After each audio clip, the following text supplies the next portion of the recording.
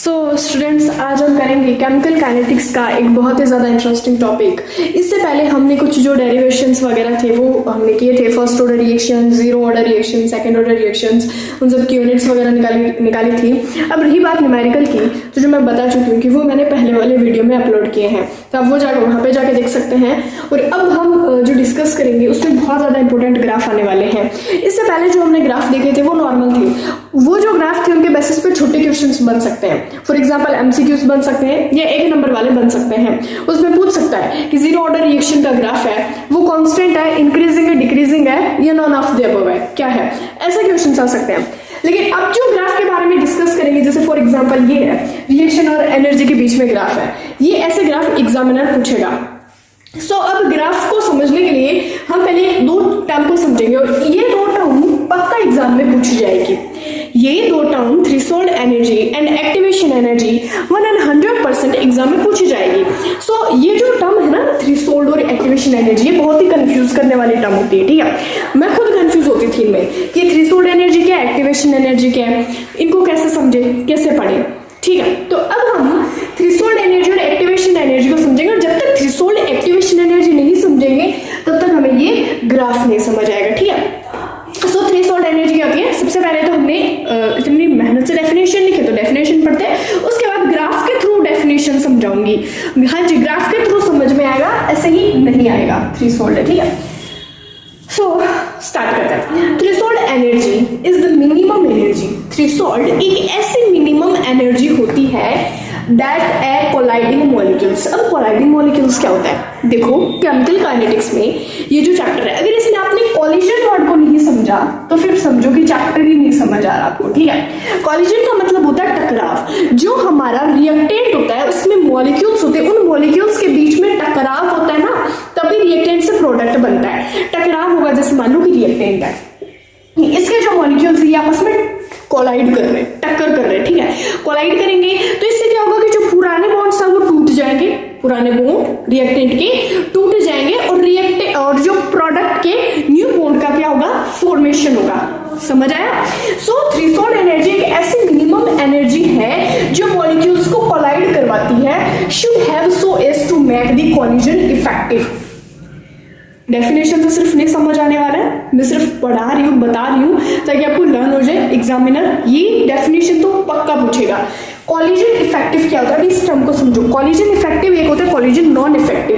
Effective collision कब होगा? Effective, देखो कोलिजन में है ना, रिएक्शन में दो तरीके के होते हैं, एक होता है collision effective, non effective. Effective यानी प्रभावित, यानी कोलिजन इफेक्टिव होंगे, पुराने बॉन्ड टूट जाएंगे, नए बॉन्ड बनेंगे, बॉन्ड टूटेंगे तभी इफेक्टिव कोलिजन होगा। अगर बॉन्ड नहीं टूटेंगे, मान लो कोलिजन कितनी, मान लो मॉलिक्यूल्स की इतनी एनर्जी नहीं मिली, जो मॉलिक्यूल्स है उनको इतनी एनर्जी नहीं मिली कोलाइड होने के लिए कि जो कोलिजन है वो हमारा इफेक्टिव हो सके, यानी सारे बॉन्ड टूट जाए और न्यू बॉन्ड बन जाए। ठीक है, हो सकता है किसी मॉलिक्यूल्स के पास बहुत ज्यादा एनर्जी होगी, सारे बॉन्ड टूटेंगे, न्यू बॉन्ड बनेगा। हो सकता है किसी के पास नहीं होगी तो बॉन्ड नहीं टूटेंगे, अच्छे से बॉन्ड नहीं टूटेंगे तो कोलिजन नहीं होगा अच्छे से, तो उसको हम क्या बोलेंगे, नॉन इफेक्टिव कोलिजन, और ये हमारा कोलिजन इफेक्टिव कोलिजन। ये भी टर्म्स आगे आने वाली है, जो मैंने बोला वो आप इंग्लिश में या हिंदी में जो भी आपका मीडियम है उस हिसाब से थ्योरी बना के लिख सकते हैं। ठीक है, नेक्स्ट हमारी एक्टिवेशन एनर्जी, जिसे हम ई से डिनोट करते हैं। ठीक है, ये याद रखना, मतलब इनके जो रिप्रेजेंटेशन वर्ड होते हैं ना, उनको याद रखना बहुत ज्यादा जरूरी है।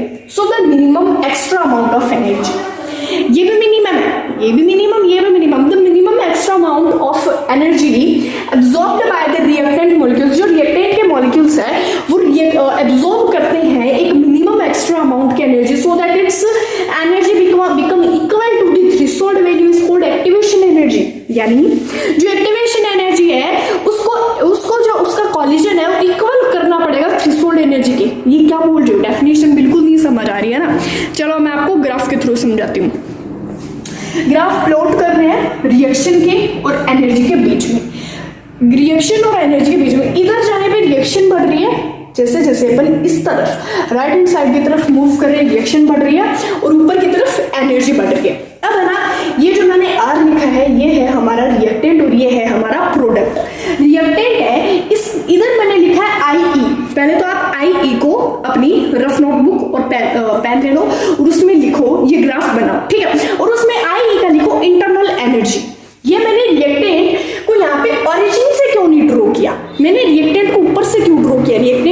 ऊपर से इसीलिए ड्रॉ किया क्योंकि जैसे मान लो कि हम एक रिएक्शन के बारे में बात कर रहे हैं, आप ये मान सकते हो N2 + 3H2 = 1H3। एमिन वाली बड़ी नॉर्मल कॉमन रिएक्शन है, हमने इसके बेसिस पे पूरा चैप्टर कंप्लीट किया ऐसे मान लो, ठीक है। तो जो हमारी ये रिएक्शन है, मान लो कि ये रिएक्टेंट है, इनकी खुद की कोई ना कोई एनर्जी तो होगी, नाइट्रोजन की अपनी एनर्जी होगी, हाइड्रोजन की अपनी एनर्जी होगी, ऐसा तो है नहीं कि तो एनर्जी लेस है, इनकी एनर्जी 0 है, ऐसा तो होने से रहा, कुछ ना कुछ इनकी एनर्जी होगी। तो हमने बताया कि हो सकता है इनकी इतनी एनर्जी होगी। देखो ग्राफ पढ़ रहे हैं, ग्राफ को मैथमेटिकल वे में पढ़ाया जाता है, तो हम एग्जैक्ट नहीं बता रहे कि भाई रिएक्टेंट है उसकी एनर्जी इतनी है, हम कांस्टेंट हम नहीं बता रहे, हम कंसिडर कर रहे हैं कि इतनी एनर्जी होगी। ओरिजिन से शुरू करते हैं तो मतलब इसकी कोई एनर्जी नहीं है, लेकिन रिएक्टेंट की एनर्जी तो है, रिएक्टेंट की एनर्जी तो है, मॉलिक्यूल्स की नाइट्रोजन की अपनी अलग एनर्जी, हाइड्रोजन की, कार्बन, फास्फोरस, ऑक्सीजन वगैरह हर किसी की अपनी एनर्जी होती है, ठीक है। तो यहाँ पे हमने लिखा है आई इंटरनल एनर्जी, ये रिएक्टेंट है, और ये जो मैंने यहाँ पे एक बैरियर बनाया, बैरियर होता है रुकावट, लिख लो बैरियर होता है रुकावट।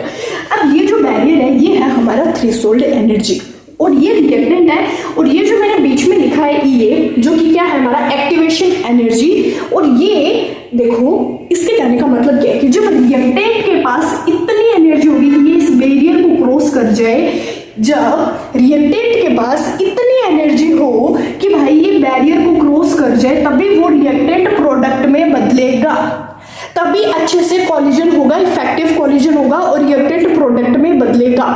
समझ आया मैंने क्या बोला? देखो इतनी इंटरनल एनर्जी, रिएक्टेंट को इतनी डिस्टेंस पे जाना पड़ेगा, इस थ्रेशोल्ड एनर्जी के बैरियर को क्रॉस करना पड़ेगा। देखो क्या लिखा है, minimum amount of energy that colliding molecules should have, होनी चाहिए इतनी एनर्जी कोलाइड करने के लिए, मॉलिक्यूल्स को कोलाइड करने के लिए इतनी एनर्जी होनी चाहिए so as to make the collision effective. जिससे कॉलिजन क्या होगा, इफेक्टिव होगा। बात सारा कॉलिजन पे डिपेंड कर रहा है, कॉलिजन इफेक्टिव होगा प्रोडक्ट में बदलेगा, कॉलिजन नॉन इफेक्टिव होगा यानी एनर्जी नहीं है कॉलिजन करने के लिए, कॉलिजन ही नहीं होगा, बॉन्ड ही नहीं टूटेंगे तो न्यू बॉन्ड का फॉर्मेशन कहां से होगा, ठीक है। तो इतनी एनर्जी रिएक्टेंट के पास होगी, इस थ्रेशोल्ड एनर्जी के बैरियर को क्रॉस करेंगे तभी वो प्रोडक्ट में बदल पाएंगे। यहाँ पे मैंने लिखा विदाउट कैटलिस्ट, ठीक है। ये मैंने क्यों लिखा पता, ठीक है, ये बात मैं 2 मिनट बाद समझाऊंगी, पहले इतना समझते हैं। तो यहां तक समझ आया? अब मेरी बात सुनो, अब हो सकता है कि किसी मॉलिक्यूल्स के पास इतनी एनर्जी हो सकता है किसी मॉलिक्यूल के पास सफिशिएंट एनर्जी हो कि वो यहां से लेके इस बैरियर को क्रॉस करके प्रोडक्ट में बदल जाए, बट सारे मॉलिक्यूल्स के पास एक जैसे नहीं होते, सारे मॉलिक्यूल्स एक जैसे नहीं होते, सारे मॉलिक्यूल्स के पास ऐसा नहीं है कि इतनी एनर्जी है कि इस बैरियर को क्रॉस करेंगे और प्रोडक्ट में बदल जाएंगे, ठीक है। मैंने एक एग्जांपल लिया था शायद इससे पहले वाले वीडियो में कि मान लो कि 5 लोग हैं, वो मूवी देखने जा रहे हैं, अब मूवी का जो फीस है, जो चार्ज है, ठीक है, फीस चार्ज बोल रहे होंगे, वो मान लो कि 200 है, और उन 5 लोगों में से 3 लोगों के पास तो 200 है, यानी वो उस बैरियर को क्रॉस करके थिएटर के अंदर जा सकते। बैरियर क्या पैसे 200 रुपए, और हमारा जो प्रोडक्ट है वो हमारा क्या थिएटर। जैसे मान लो कि किसी इंसान ने अब 200 रुपए दिए, ये लो 200 रुपए, वो थिएटर में जाएगा, वही बात है रिएक्टेंट के पास एनर्जी है, बैरियर को क्रॉस किया प्रोडक्ट बना। लेकिन जो 2 बचे हैं, 2 दिन जितने भी बचे हैं, अब उनके पास तो 200 रुपए नहीं है, 200 रुपए नहीं है तो उस बैरियर को क्रॉस ही नहीं कर पाएंगे, मतलब पैसे जब पूरे नहीं दे पाएंगे, जो चार्ज है मूवी देखने का, वो पूरा जो टिकट है, ठीक है, टिकट टोकन जो भी है वो खरीद ही नहीं पाएंगे, तो थिएटर में कैसे घुसेंगे, वैसे ही तो प्रोडक्ट कैसे बनेगा।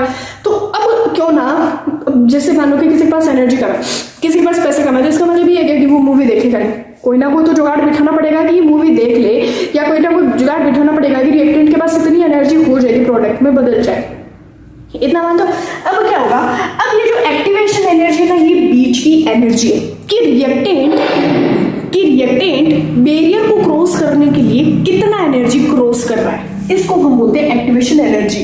अब आप लोगों ने एक मैंने बताया था कैटलिस्ट पढ़ाते टाइम कि कैटलिस्ट एक ऐसा नमूना होता है, कैटलिस्ट एक ऐसा होता है जो रिएक्टेंट, जो हमारी रिएक्शन होती है उसमें एक्टिवली पार्टिसिपेट नहीं करता है, ठीक है। मैंने एग्जांपल लिया था कि कोई बच्चा है, उसके बस छूट गई, उसको ड्रॉप करने के लिए जा रहे हैं, किसी ने मेरा वीडियो देखा तो अच्छी बात है, नहीं देखा तो मैं अभी वापस समझा देती हूँ। कैटलिस्ट क्या होता है, जैसे मान लो रिएक्शन है, अब ये रिएक्शन को हमें जल्दी करवाना है, हमारे पास ज्यादा टाइम नहीं है, हम चाहते हैं कि रिएक्शन जल्दी से जल्दी हो जाए, तो हम यहाँ पे एक कैटलिस्ट यूज करेंगे, उसका नाम होगा Fe। आपने देखो इतनी सारी रिएक्शंस देखी होगी, आप यहाँ पे कुछ ना कुछ लिखा हुआ देखते हो, वो कुछ ना कुछ पता क्या होता है, वो होता है कैटलिस्ट। कैटलिस्ट एक ऐसा होता है जो रिएक्शन के अंदर पार्टिसिपेट नहीं करता एक्टिंगली, बट फिर भी वो रिएक्शन को जल्दी करवा देता है। जैसे रिएक्शन जल्दी निकल जाएगा। ऐसा नहीं है कि रिएक्शन खत्म हो गई तो वो बैठा रहेगा रिएक्शन के साथ, ऐसा नहीं होता। अब ये रिएक्शन पूरी होगी तो यहाँ पे हम एफ लिखेंगे? नहीं लिखेंगे यहाँ पे हम एफ का कोई काम ही नहीं है। एफ का काम था रिएक्शन को जल्दी करवाना, एक्टिवेशन एनर्जी को कम करना और रिएक्शन खत्म होने के बाद वहां से फुर निकल जाना। अब देखो, अब मैंने एक बात बोली कि कैटलिस्ट का काम था एक्टिवेशन एनर्जी को कम करना। इसका क्या मतलब हुआ? देखो इसका क्या मतलब हुआ, ये जो कैटलिस्ट, अब ये रिएक्शन हमारी विदाउट कैटलिस्ट, ये जो हमारा ग्राफ है वो विदाउट कैटलिस्ट। अब मैं एक ग्राफ बनाऊंगी जो होगा हमारा कैटलिस्ट, ठीक है। ये विदाउट कैटलिस्ट कोई बनाना चाहता है बना सकता है, और बनाए तो तुम्हें ये एग्जाम में देखने को मिलेगा, ठीक है। अब हम करेंगे विथ कैटलिस्ट, ठीक है, विथ कैटलिस्ट। अब क्या होगा, ये जो रिएक्शन है एक्टिवेशन एनर्जी को कम कर देगा, ठीक है। अब हम बात करेंगे कैटलिस्ट। अब जब कैटलिस्ट आया, कैटलिस्ट ने क्या किया, ताकि आपको ये बैरियर क्रॉस करने की जरूरत ही नहीं है। क्या बैरियर क्रॉस नहीं करना? हाँ, कैटलिस्ट ने कहा कि आप जो ये बैरियर है इस बैरियर को क्रॉस ही मत करो। आप यहां से रिएक्टेंट को इतनी एनर्जी दे दी कैटलिस्ट ने साथ में मिलके कि उसको बैरियर क्रॉस करने की जरूरत नहीं है। कम एनर्जी में वो क्या हो गया, प्रोडक्ट में बदल गया। कम एनर्जी में क्या हो गया, वो प्रोडक्ट में बदल गया। और ये जो डिफरेंस है ये हमारा कैटलिस्ट एनर्जी का डिफरेंस है। तो कैटलिस्ट ने आगे क्या किया, एक्टिवेशन एनर्जी को कम कर दिया। देखो पहले यहाँ से यहाँ तक थी, इतनी थी एक्टिवेशन एनर्जी, अब इतनी होगी। पहले यहाँ तक थी और अब इतनी होगी, तो ये हम इसको मान सकते हैं ये 1 एक्टिवेशन एनर्जी 1 और ये एक्टिवेशन एनर्जी हो जाएगी 2। मिक्स तो नहीं हो रहा, समझ आ रहा है? ठीक है, देख लेते हो वीडियो। हाँ, थोड़ा ग्राफ है मिक्स होगा तो आपको थोड़ा ऐसा समझना पड़ेगा, कंसेप्ट क्लियर रखना पड़ेगा। तो एज अ स्टॉप ये विदाउट कैटलिस्ट विद कैटलिस्ट समझ में आया होगा।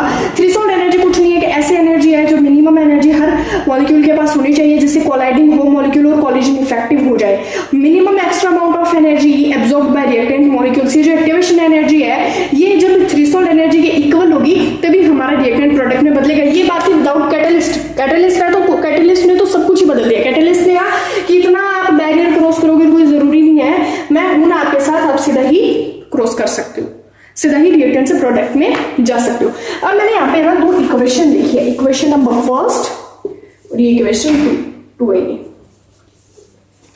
फर्स्ट है हमारी activation energy equal threshold energy minus average kinetic energy. Activation energy ये एक्टिवेशन एनर्जी, नेक्स्ट है internal energy plus activation energy equal threshold energy. मैं पहले ये वाली बताती हूँ।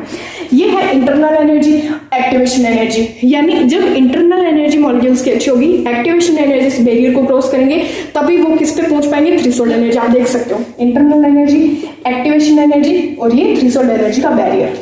ये इक्वेशन समझ आए, अब इसको समझो। एवरेज काइनेटिक एनर्जी क्या होती है?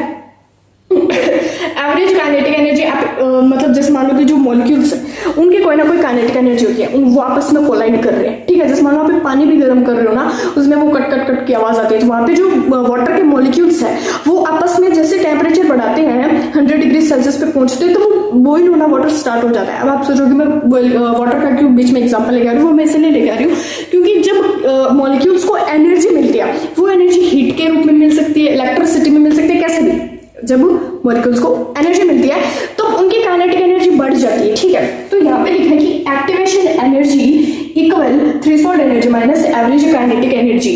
थ्रेशोल्ड एनर्जी में जब एवरेज काइनेटिक एनर्जी की मॉलिक्यूल्स की काइनेटिक एनर्जी कितनी है और थ्रेशोल्ड एनर्जी बैरियर कितना है, इन दोनों को माइनस कर देंगे तो ये एक्टिवेशन एनर्जी हमारी निकल जाएगी। तो मैं उम्मीद करूंगी कि ये जो मैंने समझाया है कंसेप्ट ये समझ में आया होगा। अब नेक्स्ट हम पढ़ेंगे टेम्परेचर का, ठीक है, कि टेम्परेचर का क्या सिस्टम है इधर। क्यों ना हम पहले थ्योरी लिख लेते हैं, थ्योरी लिखने के बाद मैं आपको समझाऊंगी टेम्परेचर का। सो तब तक धन्यवाद।